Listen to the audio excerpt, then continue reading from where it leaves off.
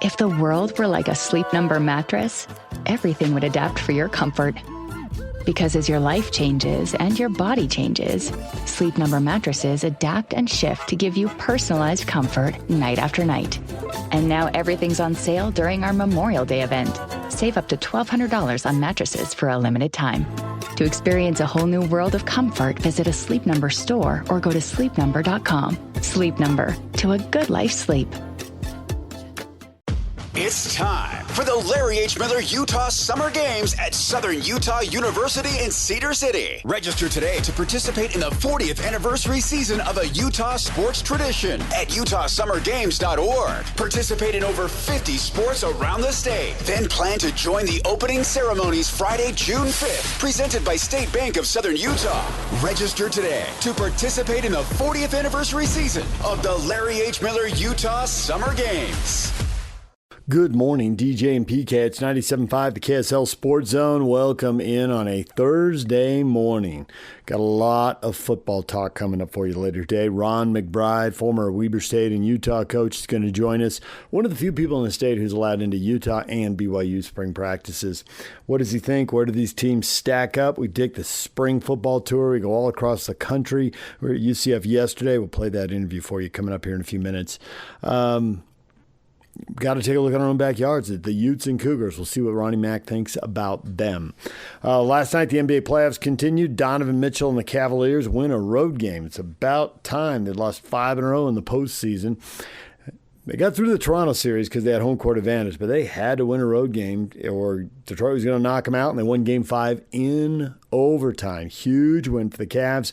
Mitchell's now 1 win away from his first trip to the conference finals. So, milestone for him if he can get one of the next two. If they can get one of the next two. And the Colorado Avalanche beat the Minnesota Wild, eliminated them. Colorado wins the series in 5. They're now 8-1 in the postseason. They had the best regular season in the West, and this is a measure of how far the Mammoth are away from being really good and being a legit Stanley Cup contender. Right? The Mammoth are good enough to make the playoffs, so it's a step forward. But they got manhandled by Vegas. Vegas has now pushed Anaheim to the brink. But Minnesota, I think, is a cut above Vegas, and Colorado's a cut above that. Colorado's up 3-1 in the series. They give up 3 goals in the first period. They trail 3-0.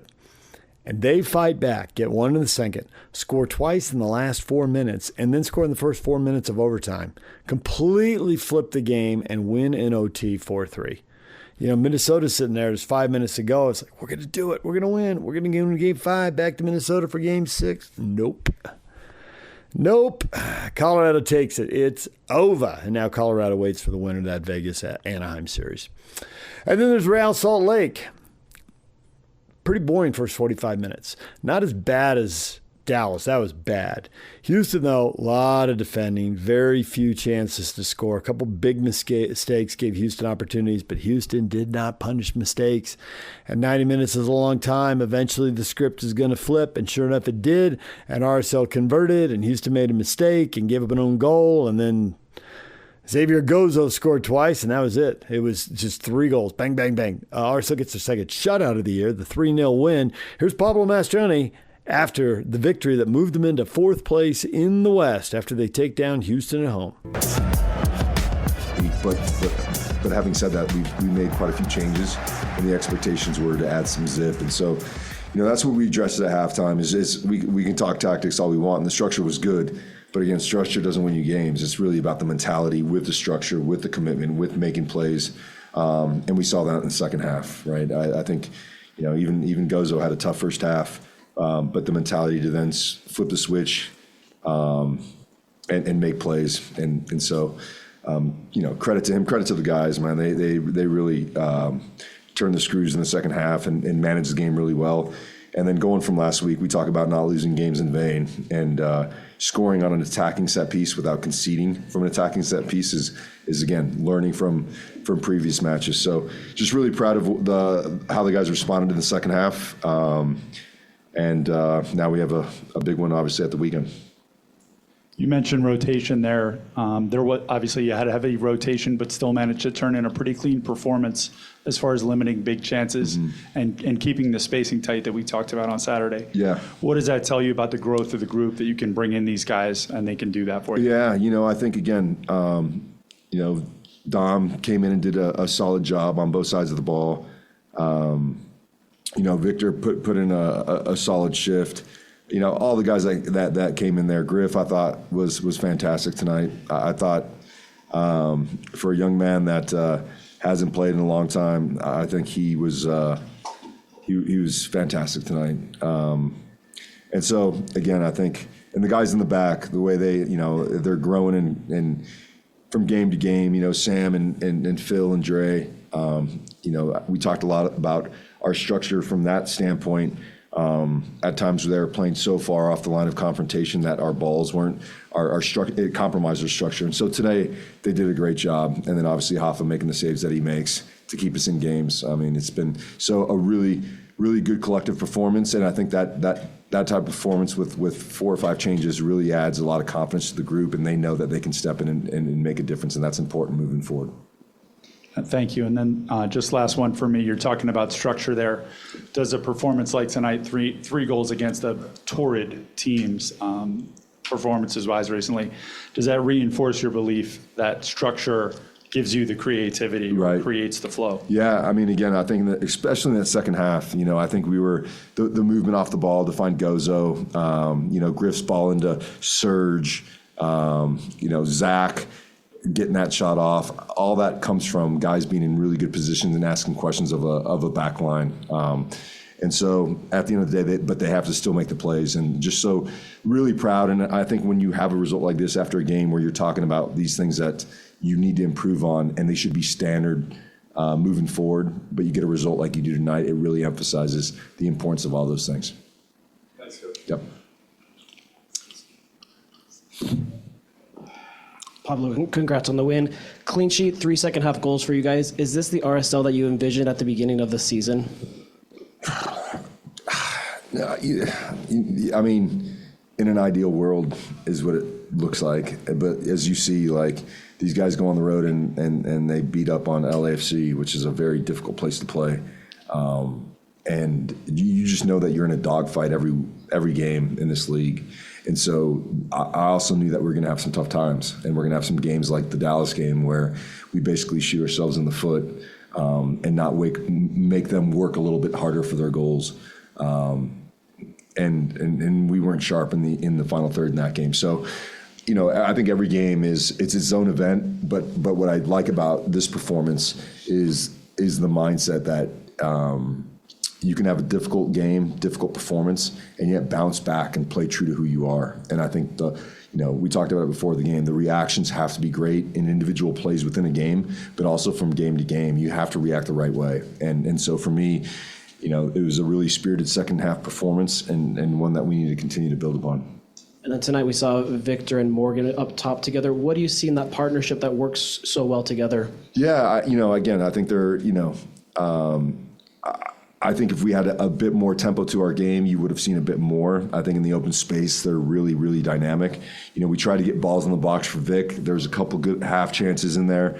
But again, I think they're both players that have played at a really high level in Europe, have a really good understanding of the game. And so, again, all these variations I think are really important moving forward, given that the congestion in not only this part of the season, but also when we come back from break, there's going to be a lot of 3-game weeks. And so just getting to see the relationships are really important for us to make the best decisions moving forward.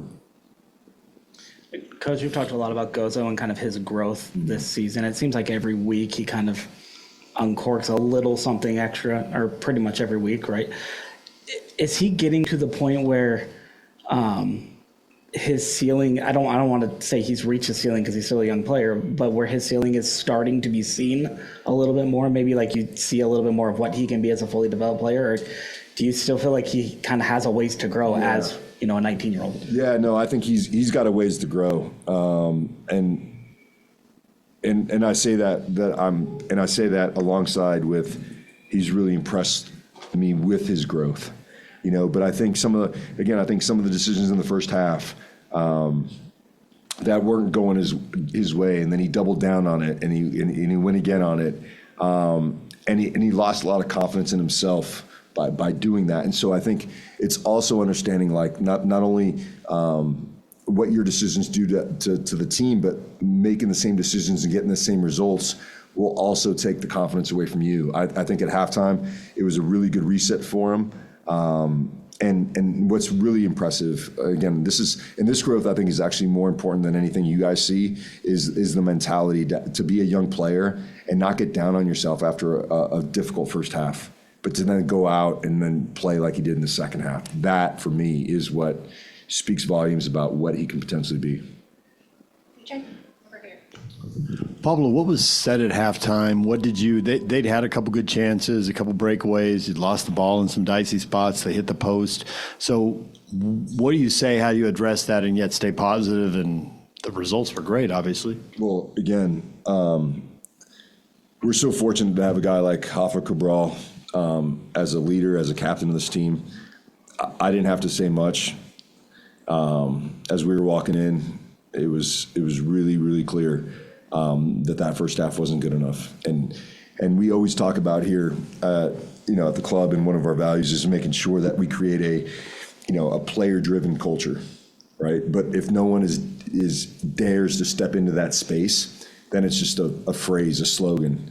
But today, Rafa expressed himself in a way that I haven't heard in many years. I felt like I was that player when I was playing, and so then I just came in and reinforced a little bit of that. But to be fair, it was definitely driven by Rafa, and I think that hits home because it's when coaches say whatever, right? You're on the sidelines. You always want the ideal, but when someone is in the trenches and is saying this is not good enough, guys, we got to turn the screws. And I hear it from my office. I'm saying that's the best halftime speech you can give. It permeates the soul, right? And so I think again, credit to Rafa, the leadership guys who really expressed their dissatisfaction with the first half. And again, that's how it works. That's when you envision the ideal environment is players leading the group, and today Rafa did that. Houston had to play back-to-back road games, and they also had to play Sunday. Do you think you saw a little bit of that in the second half, that Houston had one less day to recover? I'm sure that played a factor. Everything plays a factor, but I think our mentality in the first 5 minutes of that game said a lot as well. And so I think they could have been a bit tired, but then when you go out the first 5 minutes and you're really getting after the ball and you're putting pressure on the ball, that tiredness becomes exacerbated, right? So I think that definitely had an effect, but I think that which we didn't do in the first half, kind of played into that psychology as well. What happened that Yedlin had so much space to create the goal for Gozo? That seemed really unusual. Can you kind of explain to us what you saw and who created that? Again, I think that position on our right side, because Rafa always starts on the left side, is kind of a hybrid position. So it could be a three-back build with Rafa, but anytime their winger decides to cheat a little bit higher to maybe to press Phil, then it's a go time for Dre. And so, because they're going a bit of man-to-man. And so anytime you do that, if someone loses their mark, you can basically go to the house. And so, again, the important thing for me, and what we talked about before the game is at times in Dallas, I felt like we were playing safe, or we were playing to not make mistakes.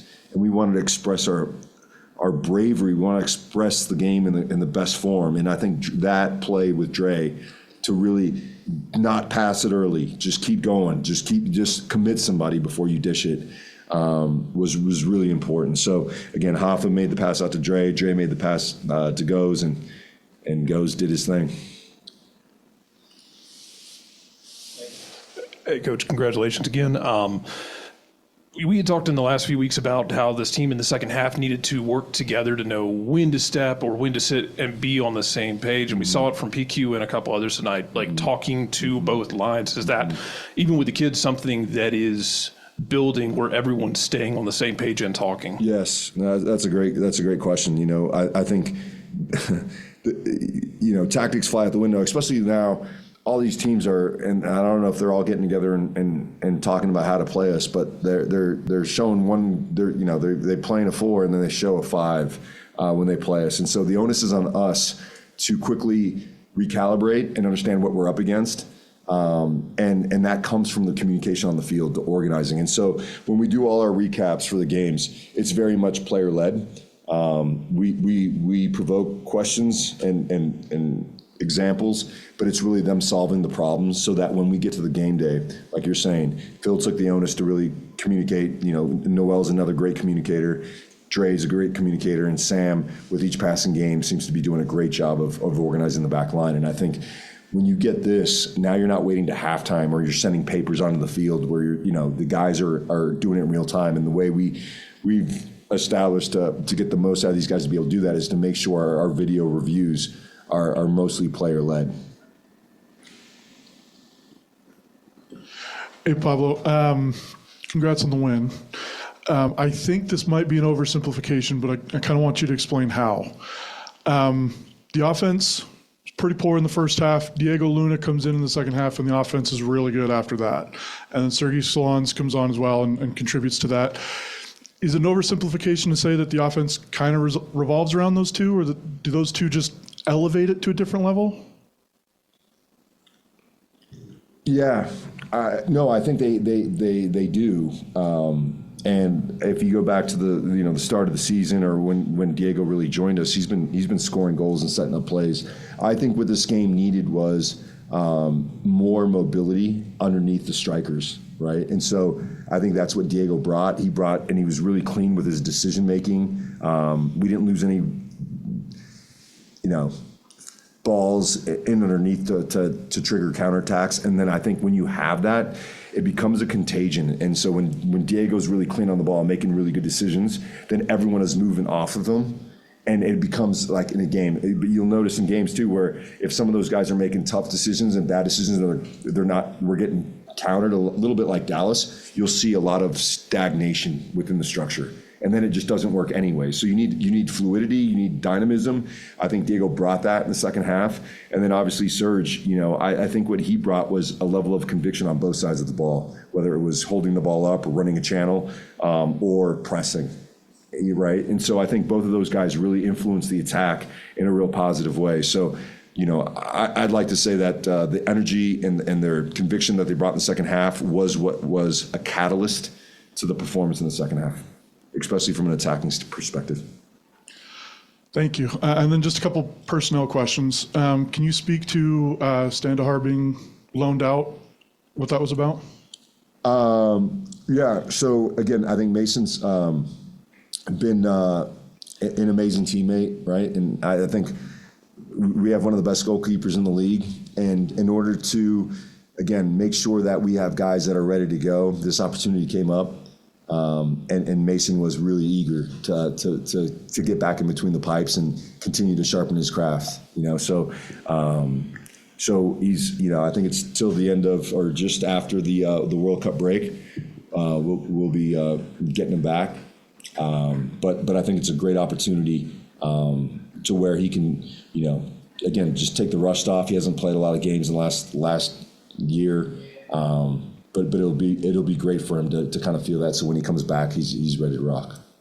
All right, then last question. Do you have a timeline for when we might see Arias on the field? Yeah, that's still, actually, we were just talking about it again. He played at the weekend and had an MRI today to make sure that the issue that he had is all secure. So it's really about continuing to get him reps and making sure that we don't jump the gun too early with this. He's been out since October of last year. And so I think everyone is just super cautious that these kind of injuries are easy to re-aggravate. And so finding the right balance of getting them some minutes and then pulling them off and have a couple down days to then include him in the group for training and then pull him away. So he's got a really specific plan, and medical and performance have been really doing a good job of that. As to when he's going to step on the field is yet to be determined. Pablo, congrats on the win. Thanks. With Gozo coming off in the second half on a brace, the casual observer might worry that maybe the tempo might drop a little bit with the player of his caliber coming off. What gives you the confidence to send Zach Booth out there to maintain that tempo? Yeah, no, Zach's been doing really well as a wing back, and you know, he hasn't played a lot of minutes to really demonstrate it, but one of the things he is extremely fast and has been really good in front of goal lately. And so I think he brings similar attributes as Gozo as far as his speed, as far as his like directness and wanting to score goals. And so it's a position that's new to him. It's not something that he's played. He's played more as a winger. He's played more interior. But it's really great when you have a selfless group that's willing to learn a new position. And I think he can be really dangerous in that position. So credit to Zach, who's really put his head down and continued to work. And tonight, unfortunately, I think he should have had a goal, right? It hits the crossbar. But I think that's what Zach is. He's fast. He's direct. And is willing to pull the trigger, and a lot like Gozo. So really excited about his growth with our group.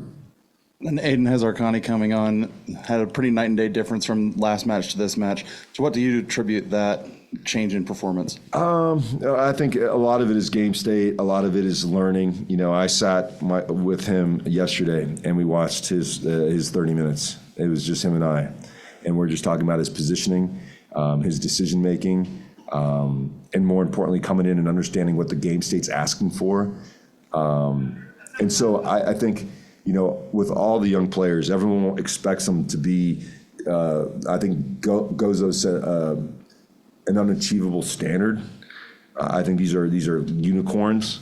I think everyone else really needs time to develop and understand the game and understand, again, at this level, the game happens so fast. And so if we're not sitting with video and going through these moments, right, we're talking about what's the game feel like? You know, it's not just watching the game and going, oh, that was a good pass, bad pass. What's the game feel like? Are we on top of it, right? So now, you know, what spaces are we trying to exploit? And so we sat down for, an hour yesterday talking through that with Aiden. And I think that's what we, as a staff, are committed to, is helping these young guys develop. And I think when you spend time with them, they start to feel like they're cared for, and we have their backs, whether they have good performances or not. They're not going to have great performances all the time, right? So the most important thing is that they know that we care, and that we got to continue to give them opportunities. And I think Aiden is another player that has a huge upside that has just begun, right, in his career. And then Rafa Cabral goes down on the pitch. His Ironman status kind of maybe in question for a moment. What was the mood around the bench during that time? Well, my thought was there's no one needs to warm up, because even if his patella is wrapped around the backside of his leg, he's going to stay in goal, right? So it doesn't. There was no nerves there. I think he felt something in the back of his knee, and just wanted to make sure it was good. But there's no one that trains harder. And tomorrow, I'm going to tell you, tomorrow we have training at 12. He's going to be diving tomorrow. I mean, this is how insane his mentality is. But yeah, he is an Ironman. Thank you, Coach. That's it for me. Pablo, Olatunji, expected starter at the start of the season. He's kind of struggled to get into form in the lineup. How do you take advantage of what he brings? Because he is kind of a different player. Yeah, I think like today, one of the emphasis was we got to get balls in the box, whether we're going more in the channel and then serving the ball quickly, whether it's breaking down the wide areas. We wanted to get more service in the box, and I think he's a fantastic box striker. And I don't think he got as much service, in particular in that first half, that every striker's going to need more than 2 or 3 half chances, right? It's just a numbers game, and I don't think we helped him in that regard. So to answer your question, how do we help him? Is understand that we have a beast in there that's always going to be moving, who's a threat in front of goal, as he was last year for us, and scored some fantastic goals, and also in transition is looking up, because he does a good job peeling off his shoulders. So I'd say those are the 2 best ways to really reap the benefits of his skill sets. And you've had come up and down performances the last 4 or 5 games. How do you turn that around so you have a similar performance on Saturday? Yeah, I wish it was that easy, Brent. It's for me. It's making sure again that we learn from this game, and this first half wasn't good enough. And then you take that and you say, all right, what did we learn from Dallas? Our attacking set pieces have to be defended better. Also commit to scoring goals in the attack. So, and not give away transition goals because we're either fouling higher up the field or we're closing our back line quicker, right? So for me, it's really about how do you layer performance after performance, take what is good, continue to emphasize those things, but it's really about learning from every game. There's no cheat code. There's nothing I can say that it's like, oh, these guys go out and no. We go through a process. We go through. This is what we're looking for. These are areas that we need to continue to work on. And I think this game at the weekend, the fact that we're playing Colorado is, I think, motivation enough. I think the players, even the new players, understand what this rivalry is about. Obviously, our fans do. It's our first game in this the Rocky Mountain Cup. So my expectation is that from the opening whistle, we're getting after it. All right, there is Pablo Mastroeni. When we come back, we're going to the PGA Championship and Brian Taylor. Stay with us.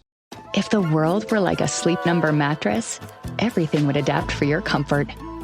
Because as your life changes and your body changes, Sleep Number mattresses adapt and shift to give you personalized comfort night after night. And now everything's on sale during our Memorial Day event. Save up to $1,200 on mattresses for a limited time.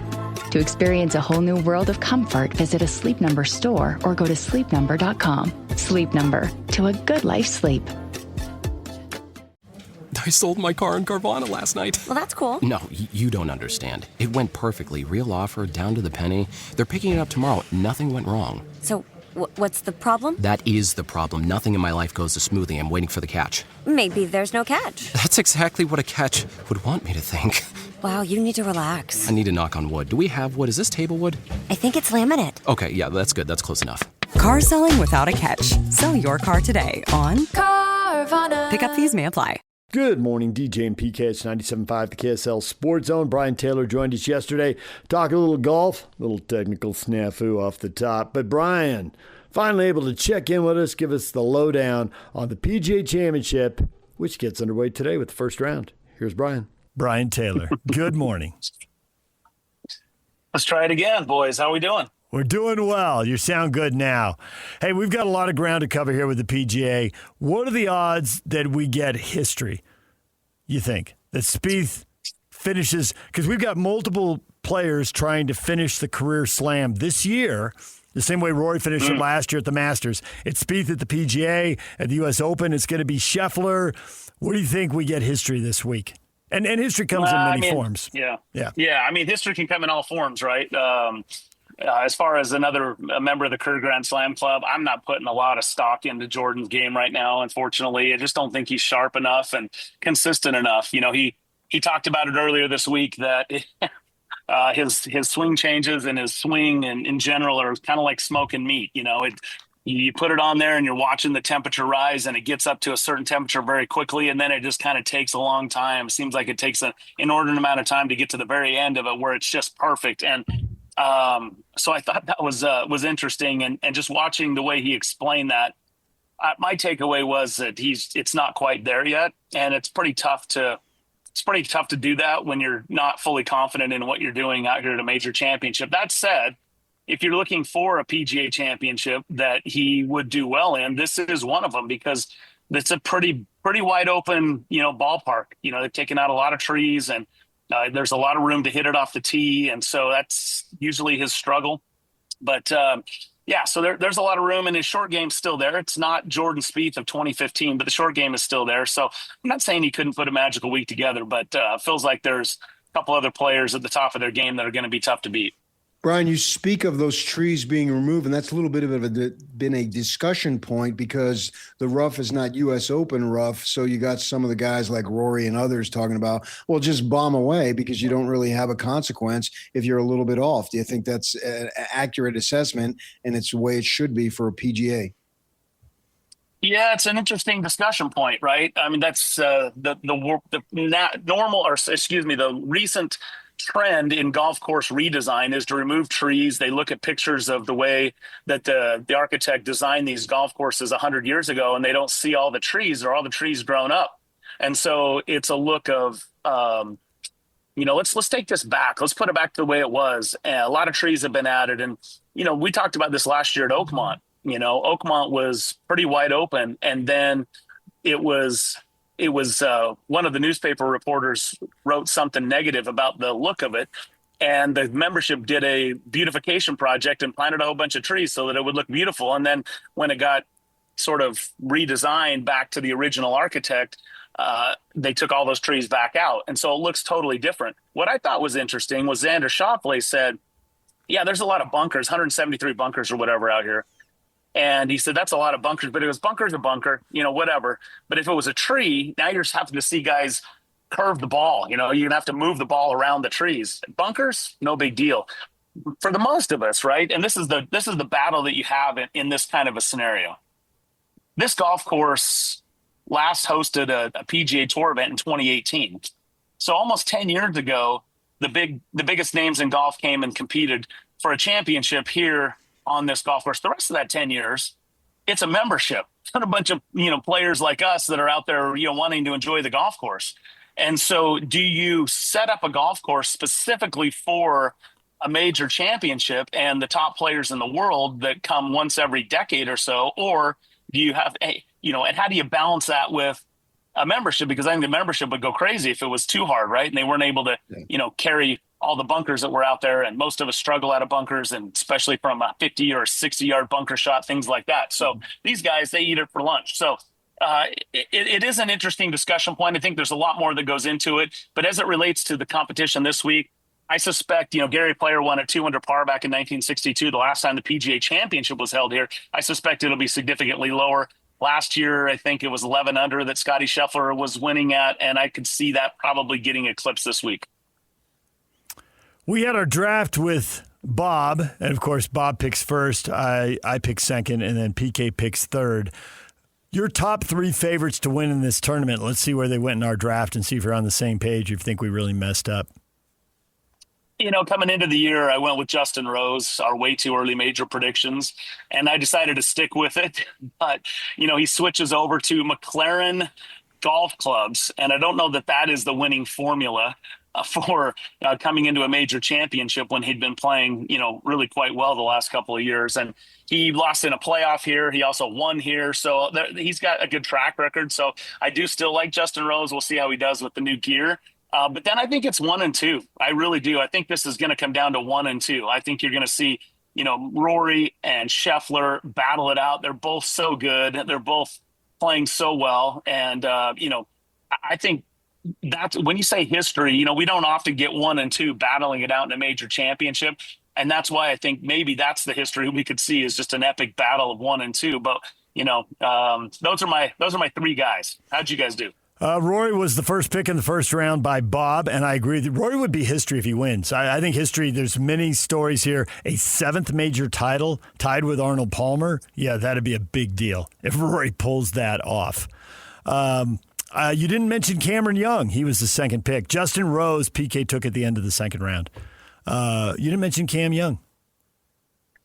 Well, look, I think Cam Young's on a heater right now, and there's nobody that would pick against him. But those are my guys looking at it. But Cam Young's playing some awesome golf, inspiring golf, and he's fun to watch, right?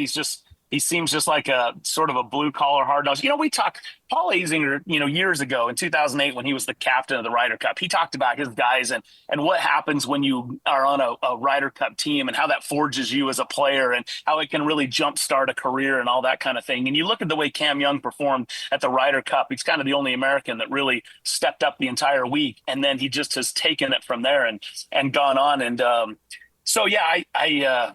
I love Cam Young. I think he's a fun guy to watch. I think he's gritty. He stared down Scotty Scheffler, for 3 straight rounds and dusted him off. And that's not easy to do. So I think you got to give Cam Young all the respect in the world this week as well.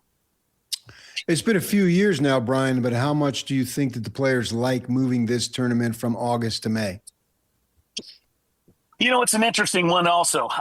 There's a different cadence to it, right? I mean, you'd have the Masters, and then you go a couple months before you hit the U.S. Open in June. And then August was sweltering. So you had a lot of these, super hot PGA championships. That said, a classic golf course like this one in the Northeast this time of year is a bit of a crapshoot because the weather, you never quite know. And so one of the big stories coming in this week at Aronimink is, how would the weather hold up? Today was supposed to be particularly rainy. And it looks like it's going to miss it. It's super windy out there. I've just been out walking the golf course. It's chilly, it's windy, and there's no rain. And so if the rain does, in fact, hold off and it's not really supposed to rain the rest of the week, I think you can get this thing firm and it can play like it is designed to play, right? A championship test. A little bit of rain softens it, and it just, Max Homa was quoting Keegan Bradley, who won here, as saying it was a pitch and putt. I mean, that's... even if you think that, big guys don't usually say that. And so I think when you're talking about a classic golf course, a Donald Ross design like Aronimink, it's a proud club here and just an amazing property. So if there are kind of a pitch and putt scenario, that's not really how I would describe this. But to your point, I think some guys look at it now as sprint. You get all your majors, and then you got them surrounded by all these signature events, April, May, June, July, and then take a little bit of a breather and right into the playoffs. So I don't know. I think if I had my druthers, I like it again in August, but just because I think the number of golf courses and the way they can be set up is a little bit better. Well, play out in the West. Quit holding all the championships back east. Come west more often. You get better weather. You can play in prime time, get higher viewership, make more money, which clearly the last few years, whether it's jacking up the PGA purses or the live money, everybody's interested in more money. We've had that confirmed for the millionth time. So who's going to listen to us? U.S. Open coming to Pebble Beach. Now you're talking. Now you're talking. And the wait for the announcement on the new schedule. They're talking about kicking things off in the West at a major venue with a big event to kick off the season, and then circling back around to the West Coast during the playoffs where they can showcase again some of those iconic golf courses. So I think you're going to see the West get a little bit more love from some of those courses later in the year, which I think would be beautiful, because when you're playing Pebble Beach and Torrey Pines in the spring, or I shouldn't even say spring, wintertime, January, February, again, weather is an issue. You get a kind of summertime and man, it can be absolutely ideal conditions, especially on those Poe greens. So I'm liking the future for the West. Hopefully they'll keep showcasing it, because I'm with you. I'm a West Coast golf fan, and I think there's a lot to it. But I'll tell you, the Northeast is iconic, man. It's always special to come to a place like Aronimink. We are a little worried about you. We've had some coworkers where PK and I know they don't necessarily travel well alone. And Bob said you went and he didn't, which is unusual. You going to be okay on your own back there? Of the 27 years we've been doing this show, I don't even know the number of majors. I think I can only count maybe 2 or 3 where we've gone out solo. So yeah, it is a little strange. I think people look at me and they're like, hey, and then they're sort of like looking around for where's the other half, right? So there's Brian and Gina. We've been married 30 years. Then there's Brian and Bob. We've almost been married 27 here on this show. So it's one of those kind of things. All right, your golf twin there. All right, well, have a good time back there. Enjoy the tournament. We'll talk to you later this week. You got it. Thanks, boys. All right, there's Brian Taylor. When we come back, Krysten Peak is talking NBA draft. What does she think? What does she expect the Wizards to do with the first pick? And how will Utah react? That's next. Stay with us. Hey, sweetie, your mother showed me this Carvana thing for selling the car. I'm going to give it a try. Wish me luck. Me again. I put in the license plate. It gave me an offer. Unbelievable. Okay, I accepted the offer. They're picking it up Tuesday from the driveway. I haven't even left my chair. It's done. The car's gone. I'm holding a check. Anyway, Carvana, give it a whirl. Love ya. So good, you'll want to leave a voicemail about it. Sell your car today on Carvana. Pickup fees may apply. DJ and PK, we are joined now by Krysten Peak, NBA.com and Hoops HQ contributor. Krysten, good morning. Good morning from Chicago. Good morning from Chicago. We have questions. I have many questions. Who do you think is the number one pick in the draft? Who do you think the Wizards is the number one pick? Who do they think is the number one pick in the draft? If you were the Jazz, would you trade up? And what price would you pay? There are many questions there. Why don't you start by just taking an easy one? If you think any of those are simple and straightforward, feel free to jump in and answer one. Well, listen, as soon as I saw the Jazz get number 2, I'm like, this is not going to be easy for them. It's a wonderful, wonderful problem to have, especially in this draft class, because I don't think that the Wizards are going to hold their cards close to their chest, right? Like they probably are going to entertain conversations with Utah, but what they're going to ask for, I don't think the Jazz are going to be willing to give up, and that's going to be Ace Bailey plus the second pick, plus another asset and a future first. And like, that is just not going to happen. So, who do I think is going to go first right now? I think it's going to be AJ. And number 2, Darren Peterson. Cam Boozer is getting a lot of attention of the way he tested so well at the combine yesterday. Just with his agility testing and, and shooting. He's obviously not participating in the scrimmages, but there's going to be a ton of smoke, a ton of information coming out in the next 6 weeks or so. But if the draft were tomorrow, I think that's the way it would shake up. I saw the Bonsa. They do a lot of different interviews, and I think this was with a podcast with Cowherd, and he asked them, do you have a preference? And he just answered very short and brief, whichever team drafts me. And that's like literally that's all he said.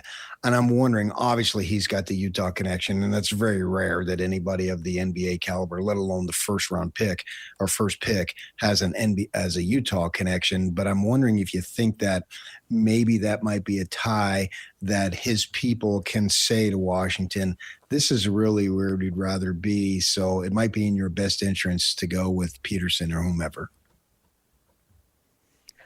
I know Ace and AJ very well. Ace's father, who's, they elected not to have an agent. And so he's running things, and they also have a business manager. But I don't see AJ or Ace going to Washington. They're not going to do what your Ace did last year and say, we're not working out for anyone except this one team because this is where I want to be. Jaden Ivey did the same thing during the draft year. AJ is not going to do that. He is a competitor. He's a gamer. He's very much outside the box and outside the norm in the realm of, he was the number 1 player coming out. He went to Utah Prep. I don't know if you guys have ever been to Utah Prep in Mesquite. I have. It is in the middle of nowhere.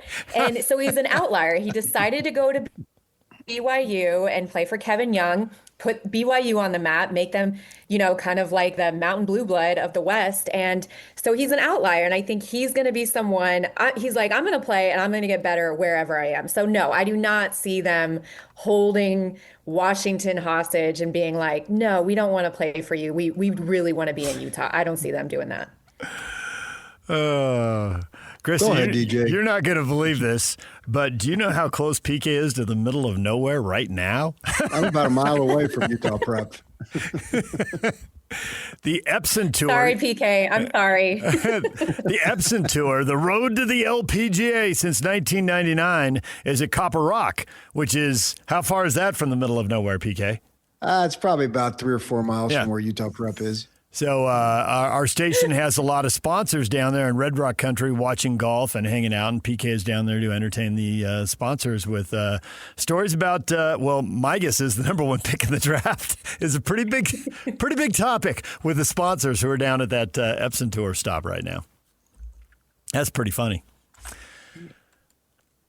I'm sorry. I don't mean middle of nowhere. You have to remember, I live in Utah too. I now live in Vegas. It is. PK. It's a nice little town. I've seen photos of the golf course. I know Ace and AJ have played on that golf course. Yeah. But in the grand scheme of things, it is. No, you're right. Yeah, it is the middle of nowhere. No, it's out of the way. And that's the thing that defines AJ is he did things that are unconventional. He did go to Utah Prep. He did go to BYU. BYU normally doesn't get those types of guys, obviously. And so I wondered if he thought that maybe that it would just be a desire, not necessarily a demand, but a desire, I guess.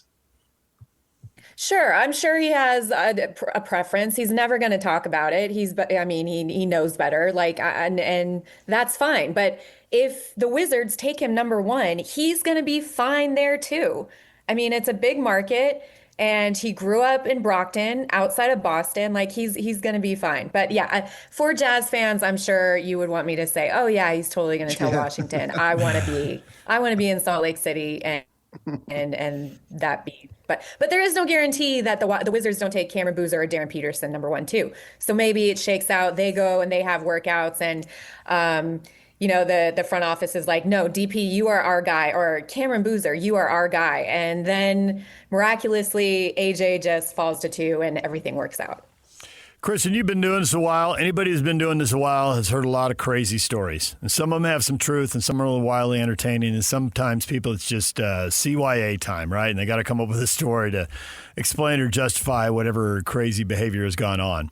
So I'm curious, number one, what you think. And number two, more importantly, what you've heard NBA decision makers think about Darren Peterson, and he missed games at Kansas because of cramping, and it was because of creatine. And he has naturally high levels, and then when he used it, it was too much, and his body couldn't handle it. Are people buying that? Is there some science behind that? Are people rolling their eyes privately? What do you think, and how do you think this is going over? I thought the timing was very telling. A couple days before the combine, when DP was going to have to go through testing, I thought, and using a platform and a writer like Ramona to get something out there and explain why he was cramping. Look, it doesn't matter if they are rolling their eyes or not. The teams in the top 3, they're going to have their own doctors look at everything in the medical and determine what was right, what was exaggerated, and figure out why he was cramping so much. The full body cramps is real. And what happened to DP was real. He dealt with full body cramps. He had a hamstring issue. He was sick for a couple games. I mean, it was just all bad. And I like what I know from him as a high school prospect. And actually, Jonathan Gavoni went on a podcast and he said, listen, I've seen DP versus AJ in 4 different environments. And I came out thinking DP was the better prospect. And if you look at that first half of that BYU Kansas game, DP scored 18 points in 20 minutes and didn't play the second half. And he was the best prospect between the two of them on the court. So if you want to look at that and buy into that, and then the 2 prolific prep versus Utah prep games on the grind session in high school, and then you got the McDonald's All-American game. I mean, if you just want to go solely based off the head-to-head stuff between DP and AJ, DP was the better prospect. But over the course of the year and being a gamer and what AJ did in the Big 12 tournament, I mean, AJ solidified himself, I think, in my eyes, as the best prospect. But in terms of, the creatine levels, how high they were, I have never taken creatine, but I would assume that any sort of level that he's talking about where your body shuts down, I think it would be more than full body cramps. And I don't know. It's not up to me and the medical staff to decipher what's true and what's smoke. So Peterson comes out and says, I'm a point guard. Now, point guard today is different than yesteryear. We understand that. The roles have changed. Shooting has become much more prominent. I'm wondering, what was the motivation in saying that? Because Washington has Trae Young. They just got him. And do they want to keep him? I don't know if there's anything involved in that. I'm wondering what you think. I think it was just like a off the cuff comment because he played so much lead guard when he was healthy at Kansas. And so everyone is saying, oh, he's a shooting guard. And he's more of a combo guard, but coming out and saying, oh, I think of myself as a point guard. I mean, I don't think there's any sort of like secret outlying message with that, kind of like digging or secretly telling Washington, I don't want to come play for you guys because you guys have Trae Young and I'd rather go to, Utah or Memphis. But I think it's just one of those things where it was like off the cusp of, hey, look, don't just look at him as a shooting option. He actually played a lot of point at Kansas. Do you think the Wizards will worry about positional fit? How much will that factor into their decision? There have been some of those decisions been made in the past, and they didn't work out well for teams that made them. It's most teams want to draft the best player available. What do you think the Wizards are thinking? I think they are not worried about positional fit at all. If you look at what the San Antonio Spurs did, drafting Dylan Harper, and what OKC has done masterfully and just getting their star and Shea, and then getting a bunch of long wings and shooters and two-way players and, your one center with Chet. I don't think there's one position for every player, especially in this draft. You go based off, if the medical clears, workout, how they feel with when they bring the player in, because there's going to be a lot of sense of, okay, no, this fits. This feels good. Instead of, okay, we already have a point guard, and Darren Peterson said he's a point guard, so we're going to pass on him. Nobody's doing that in this draft. They're really diving into, the analytics of it, the upside, and how they project as pros at 24 and 25, being just 19 years old. I'm wondering if you think this draft has more poker involved. And what I mean by that is teams trying to maneuver, try to get messages out there, that type of thing, because of the fact there isn't a bona fide lock as number one. You can go back, Zion, Anthony Williams, even Cade Cunningham, obviously Wembanyama and Cooper Flagg. We know those guys were going to go number one. And so maybe that might have limited it. Do you find that this draft has an opportunity of teams trying to get stuff out there to make other teams think they want to do this or that? Absolutely. Not only teams, but agents too, because agents want their players in a certain market as well. And so you're going to see it is officially smoke season. Like, we're already seeing it happen. And so I always try to decipher. Listen, I've been burned by a few people in front offices. And so I know now when they tell me something, I take it with a grain of salt, because I remember when you told me this 3 years ago, and then you guys ended up taking the player, like, you were telling me that. So I would put it out to other teams, because I talk to everyone, everybody talks to everyone, and they're just trying to get their agenda set. And so absolutely this year, especially this year, because this is the last tanking year and next year kind of flattens out. I don't think next year's draft is as bad as people are portraying it to be. I do think there is quite a bit of talent at the top, not like this year, but so absolutely we're going to see a lot of smoke. And I'm not going to be afraid to call people on their BS on Twitter like I have recently. Nice. There are legendary NBA drafts, 1970, 1984, 2003, multiple Hall of Famers, champions, all that, MVPs, all that kind of stuff. This draft gets talked about like that. But even those drafts had busts mixed in. When you look at the top four who seem to have been set aside from the rest of the draft, or maybe you want to go out to the top eight, again, there seems to be kind of a group there at 8 or 9, wherever you want to draw the line. Is there a bust in there in your eyes, or legitimately are people just going to be picking one all-star after another all-star, and you may not get it right, but you can't really get it wrong either? I don't think there's 8 all-stars in this class. No, not even close. But do I think that there's 8 legitimate rotational, like, long-term NBA players in this top 10 in this lottery? Yes. And I'm never going to call a kid a bust. I'm not here for hot takes. So you asked the wrong person. But I think the player that might need the most time to adjust, just because of the physicality and the pace of the game, is Keaton Wagler. But you're drafting him based off what he's going to project 2 years from now. After you get him into the system, after you get him to put a little weight on, what he does and his IQ and how he reads the game is why he's going to be drafted 5 to 7. Yeah, I got a Wooden Award vote, so I made sure that I paid attention to him as he developed, coming, not totally out of nowhere, but didn't have the hype coming in. And I thought that, and I still think, obviously, he's an intriguing prospect to see what he can be in once we get to the turn of the decade. And I think that his upside is really incredible. Same thing can be said about Wilson. Do you think that there's an opportunity that maybe somebody likes him and he even moves up more than where he's projected? Yeah, look, we all saw the pre-draft video with that Clutch put out of his three-point shooting, because that was the biggest knock on his game. He didn't particularly shoot the 3-ball well in the combine. It was fine, but it wasn't as masterful as we saw in that workout. And that's fine. That's, the agent put out no misses on purpose. But with Caleb, he is just so raw. And the one thing with him, I was watching the draft show, and they interviewed AJ, they interviewed DP, they interviewed Cam. They never interviewed Caleb. He is going to feel a certain way about that. Caleb keeps receipts. He kept receipts the entire season before he broke his wrist.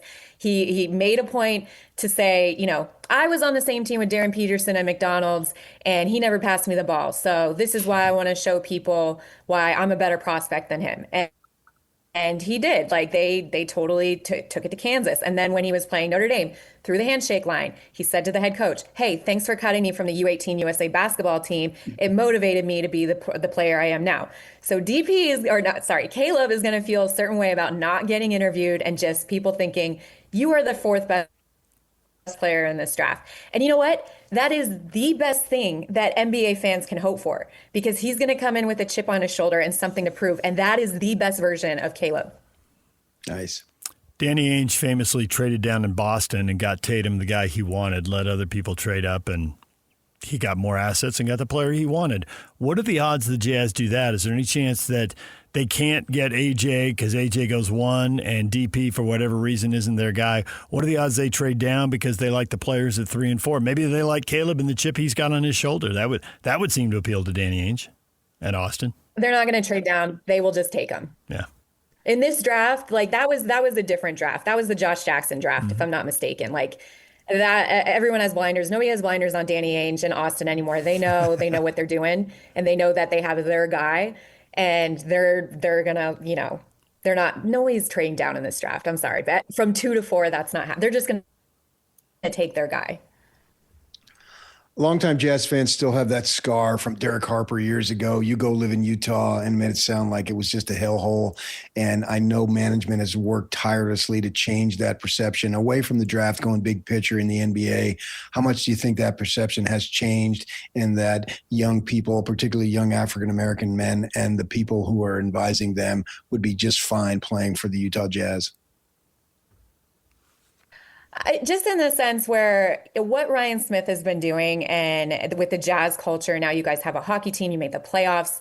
In Salt Lake City, I lived in Murray for 4 years. I mean, it is a growing city, and Ryan Smith and Danny, they're building a culture. And Keontae's out here, by the way, and I just saw him at dinner, and he's here all week. But he loves living in Utah. I mean, the misconception of African-American players don't want to play in Utah because there's no diversity there. I think we've come away from that. And that's because of what Ryan and Danny they've done a great job. Now it's turned to nobody wants to go to Memphis because LeBron James came out and said Memphis is the worst city in the league. So, or Toronto because of the taxes, or Sacramento because that's where players go to die. Like, there's not that stigma for the Jazz at all. Cool. We have a guy on the show who says Oklahoma City is the worst stop in the league, but Oklahoma City's got 1 trophy and they're 8-0 halfway to another trophy, so that doesn't seem to be bothering them at all. That might just be one. Oh no, winning solves everything. Right? So if you are on that OKC team, you're thinking OKC is the greatest city in the world. There you go. Well, Krysten, we appreciate a few minutes. Thanks for joining us and dropping all that draft knowledge. This is what Jazz fans are thinking about driving around town. This is what they're pondering in their downtime. This is what they're talking about the first 10 and last 10 minutes of every meeting. So thanks for jumping into the conversation. Thanks for having me, guys. Have a good one. There's Krysten Peak. When we come back, what is trending? The headlines are next. If the world were like a Sleep Number mattress, everything would adapt for your comfort. Because as your life changes and your body changes, Sleep Number mattresses adapt and shift to give you personalized comfort night after night. And now everything's on sale during our Memorial Day event.